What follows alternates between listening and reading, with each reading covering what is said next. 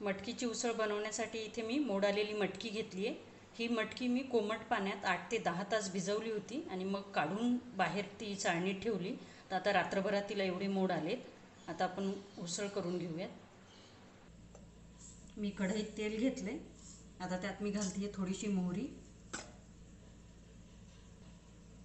थोडंसं हिंग। आता मोहरी तडतडली आहे, मी त्यात घालते एक बारीक चिरलेली हिरवी मिरची, एक कांदा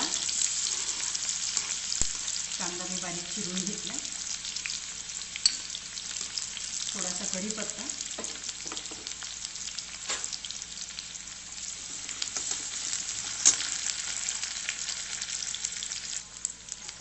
कांदा आता परतलाय, त्यात मी घालते एक टोमॅटो,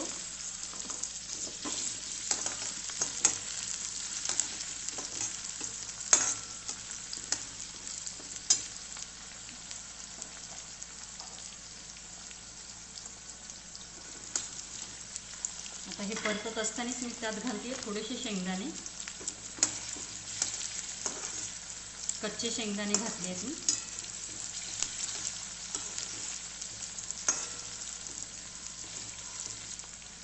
आता हे परतले, मी यात घालते थोडीशी हळद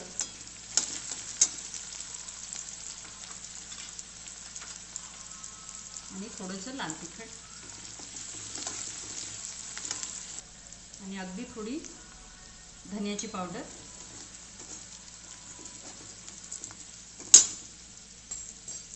आता हे परतून झाले, यात मी घालते मोड आलेली मटकी। आता याला चांगलं मिक्स करून घेणार आहे। आता यातच मी घालते अर्धा चमचा मीठ।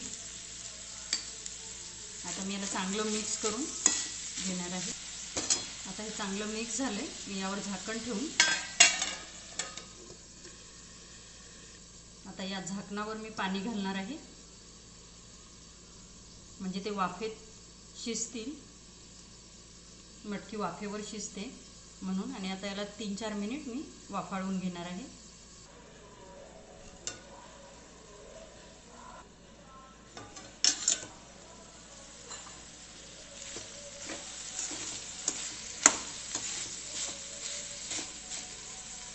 आता भाजी झाली आहे, मी गॅस बंद करते।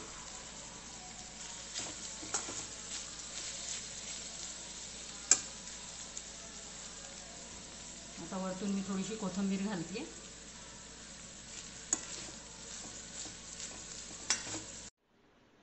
आता उसळ बिलकुल तयार आहे। आता आपण ही सर्व करू शकतो।